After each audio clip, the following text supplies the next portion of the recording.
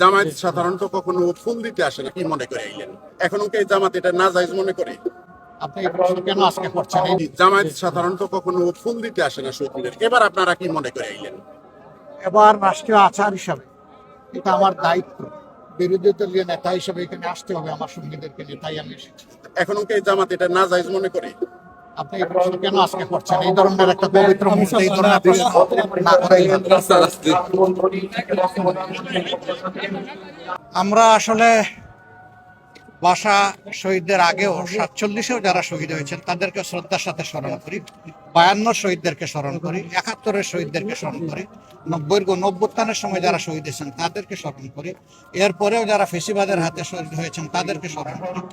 বিশেষ করে 15.5 বছর ফেসিস্ট আমলে যারা শহীদ হয়েছে তাদের সবাইকে আমরা শ্রদ্ধার সাথে স্মরণ করি এবং শেষ পর্যন্ত আমরা স্মরণ করি যারা জুলাই যোদ্ধা হিসেবে জাতির অধিকার প্রতিষ্ঠার জন্য লড়াই করে জীবন দিয়েছেন তাদের সবাইকে আমরা স্মরণ করি।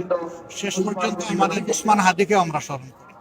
কিন্তু আপনি যে প্রশ্ন করেছেন যে তারা যে কারণে লড়াই করেছিলেন সেই প্রত্যাশা কতটা পূরণ হয়েছে, না, সে প্রত্যাশা পূরণ হয়নি। সেই প্রত্যাশা পূরণের জন্যই আমাদের লড়াই, আমাদের অঙ্গীকার।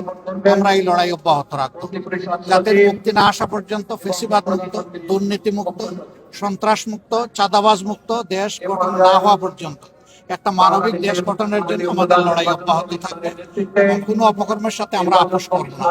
আমরা সেই ক্ষেত্রে সাংবাদিক বন্ধুদের সহ সারা দেশবাসীর সাথে থাকবো এবং দেশবাসীকে আমাদের সাথে থাকার জন্য আমরা আহ্বান জানাবো। জি।